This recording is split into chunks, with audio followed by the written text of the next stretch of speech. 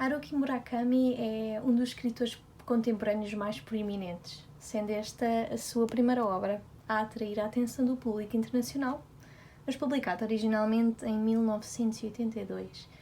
O nosso narrador é a personagem principal e não tem nome, e como nós sabemos, o nome define-nos. Sem nome, a nossa vida torna-se um conflito.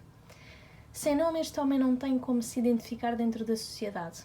Isola-se, está desprovido de conexões emocionais, é abandonado pela mulher, vive aborrecido com o seu trabalho numa empresa de anúncios e publicidade. Acha-se medíocre.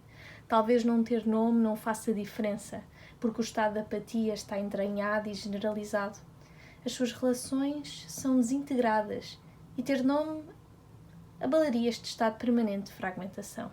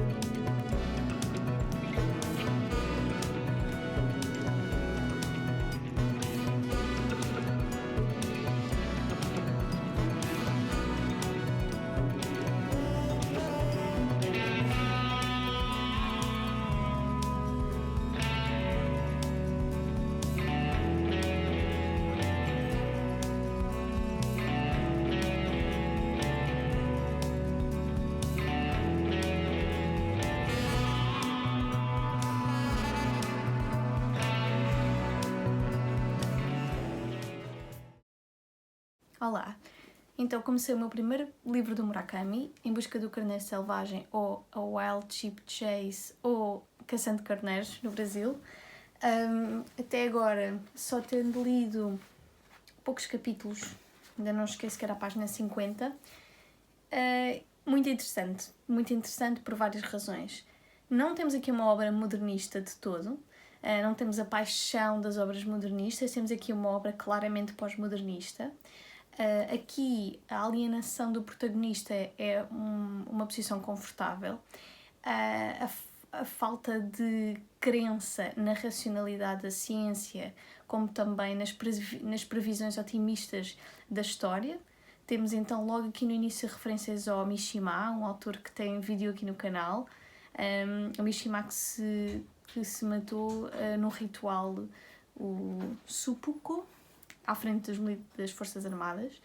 E pronto, aqui temos logo a descrença do pós-Segunda Guerra Mundial. Este nosso protagonista, assim nos seus 20 e tais, 30 anos 70 no Japão, vive uma vida descaracterizada, alienada e feliz, ou pelo menos aceita isso com tranquilidade. No fundo, autores como o Murakami mostram muito o que é a descrença na racionalidade e no progresso.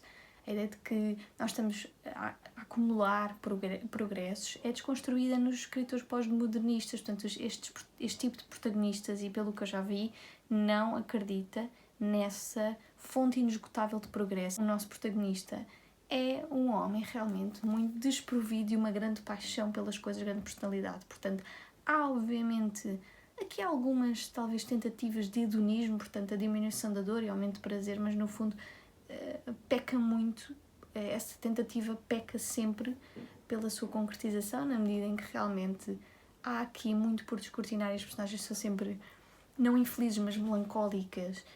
Este livro, pelo que eu já percebi, parece muito aquele tipo de coisa que é uma tarde de domingo de inverno fria com chuva, mas não se fica só por aí, há sempre a ideia, a possibilidade no dia seguinte de ser sol, estar sol e poder dar um passeio. E portanto, obviamente que aquele otimismo que era característico do modernismo foi completamente estilhaçado pelas consecutivas guerras mundiais, não é? E assim, o pós a Segunda Guerra, nos intermédios da Guerra Fria, o Japão é um país que sofre bastante, como nós sabemos, com as bombas atómicas, a sua democracia está completamente instrumentalizada pelos Estados Unidos. O Mishima era um autor que não quis viver num século em que o Japão se distanciava cada vez mais dos seus rituais tradicionais, e o Murakami é filho é filho do século XX, é filho de um pós-Segunda Guerra Mundial e as suas personagens são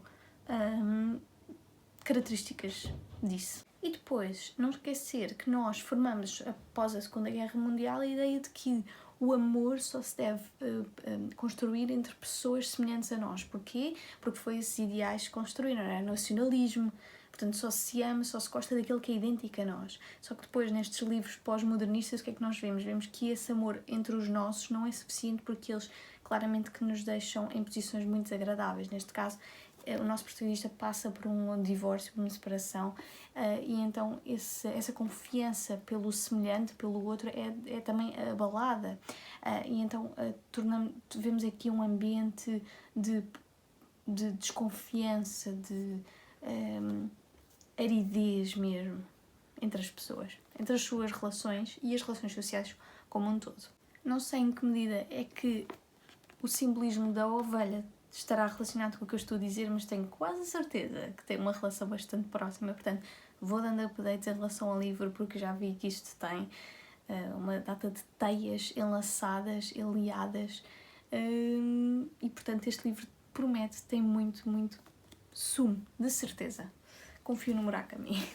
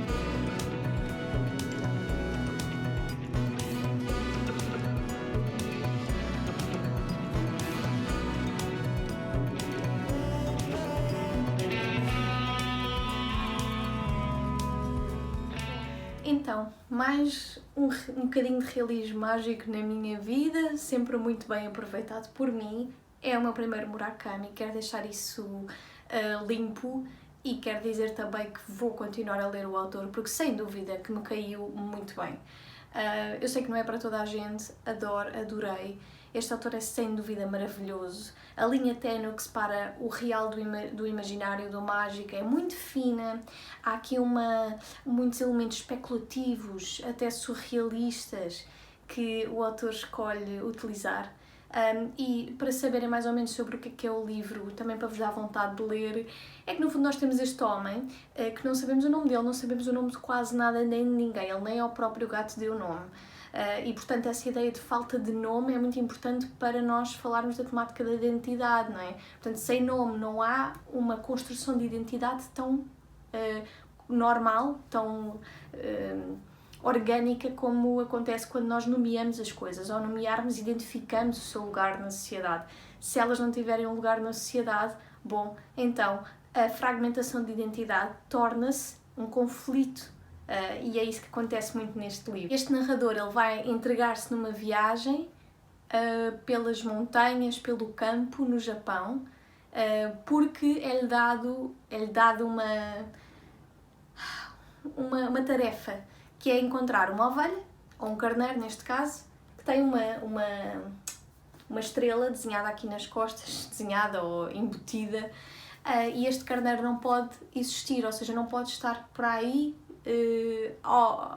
no mundo, tem de ser controlado, e eu não vos vou contar muito sobre isso, mas quem ordena esta trajetória do nosso narrador é um líder de extrema-direita que está em coma e, portanto, o seu empregado de serviço trata de todas as burocracias para que o nosso narrador não tenha opção senão ir atrás deste carneiro. Pela viagem vai descobrir imensa gente muito gira. Ao lado dele está a sua namorada, que traz muito o aspecto do realismo mágico ligado às suas orelhas, portanto as suas orelhas têm algo de especial. Ela então faz essa ponte de ligação entre o mágico e o real. Depois o nosso narrador encontra muita gente interessante. Um senhor que, por exemplo, traz muita temática da Segunda Guerra Mundial para a questão. Portanto, este desencantamento na sociedade, principalmente da geração do Murakami, pós-Segunda Guerra Mundial. Um homem que aparentemente parece não ter muita personalidade, porque é um homem carneiro, mas que depois foge da guerra e é um traidor, digamos assim, porque não luta até ao fim e depois vive nas montanhas, mas é uma personalidade pouco viva ao mesmo tempo, porque deve trazer esses traumas todos de guerra. Há uma personagem que se chama o Rato e que nós não sabemos bem se ele está vivo, se está morto, e é ele que está emaranhado nesta tranha toda. Enfim, e o nosso narrador, ele realmente sofre de alguns precalços pelo seu caminho, mas ao mesmo tempo ele sente-se numa descoberta muito orgânica, porque ele vai encontrando sempre as pistas que precisa de encontrar. E ao mesmo tempo, como eu já tinha falado, esta questão do pós-modernismo, é verdade que nós temos isto, não é?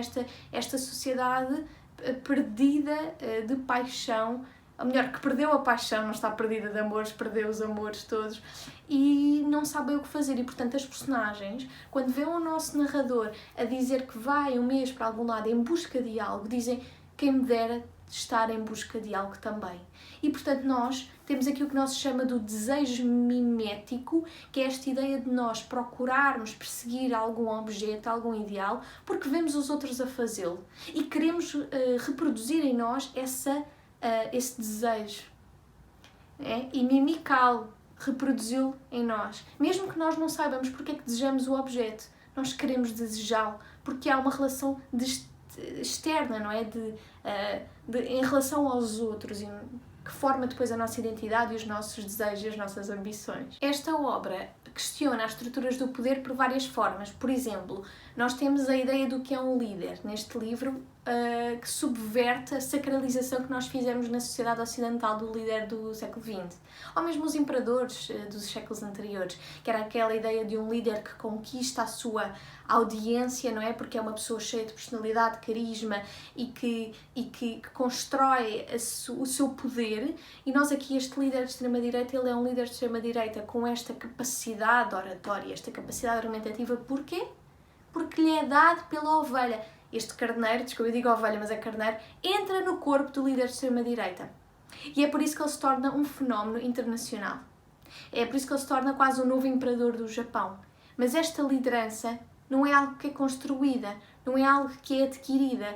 Ele é uma pessoa que ele se torna em si um carneiro, não é? Porque ele é sucumbido e no fundo segue o que este carneiro o incita a fazer. Portanto, há aqui uma dessacralização da figura do líder, o que é, sem dúvida, um ponto que eu gostei de ver abordado neste livro. E, no fundo, o que acontece aqui é que este líder se torna um ser mítico e não um ser real. Nós não podemos avaliar as decisões tomadas por este líder de forma racional. Portanto, destituímos a sua liderança de uma racionalidade, torna-se um ser mítico. O que é interessante, sabem porquê? Porque há aqui um jogo entre culturas. No norte da China e na Mongólia, a ideia de um carneiro possuir a mente das pessoas está relacionado com uma decisão divina. Enquanto que aqui no Ocidente nós vemos o carneiro como és um carneiro, ou seja, tu segues cegamente alguém, as decisões de alguém. E, portanto, veem como até a ideia de um carneiro entrar na mente das pessoas e instrumentalizá-las é vista de forma diferente consoante as sociedades. E o Murakami mostra muito isso. É como nós, num mundo globalizado, modernizado, temos muita tendência de unificar os conceitos e os simbolismos, quando, na verdade, eles não são homogeneizáveis. Antes de me ir embora, eu queria só dizer que o Murakami é um autor muito corajoso. Ele confessou numa entrevista que uma das formas que tem para escrever é isolar-se, entrar num ambiente muito sombrio, muito escuro e mergulhar nessa profunda imensidão da escuridão, da tristeza, da melancolia, e diz que o mais difícil é sair para depois regressar. E, portanto, imaginem a dificuldade deste homem, o quão corajoso ele tem de ser para emaranhar-se neste estado absoluto de devassidão e depois sair de novo dela. E nós encontramos muito isso neste livro. Nós vemos que as personagens gostam do escuro, gostam da solidão, de forma a tentarem, ao menos, encontrar restícios da sua personalidade fragmentadas por um mundo cada vez mais destruído pelo individualismo e pela globalização também. Porque estamos todos tão concentrados na sociedade, nas cidades, e depois fragmentados ao mesmo tempo. E as nossas personagens muitas vezes é na solidão, é no hábito de não ter nada que fazer e estarem só num quarto escuro, por exemplo, que conseguem adquirir uma vontade de viver. E isso também é uma afronta à sociedade contemporânea, não é? A ideia de que nós temos de estar sempre a fazer alguma coisa com alguém. E o Murakami é um lobo solitário, mas ao mesmo tempo este livro é como eu vos digo, já vos disse isto, mas digo-vos de outra forma. Não há como escapar da leitura do Murakami sem sentir uma melancolia feliz, sem querer estar isolado, sem querer ir para o cume de uma montanha. As descrições da natureza são belíssimas, esta tradução é maravilhosa. A tradutora, eu não lembro se já referi, mas eu vou dizer de novo, Maria João Lourenço. Os livros destas edições normalmente são sempre traduzidos por ela, e eu digo-vos uma coisa, lendo português, inglês, japonês, o que seja, o Murakami é um ótimo escritor. E podem argumentar o que quiserem quanto a misoginia, gordofobia, mas uma coisa é certa, não o ler é um erro. Eu vejo no próximo vídeo. Tchau!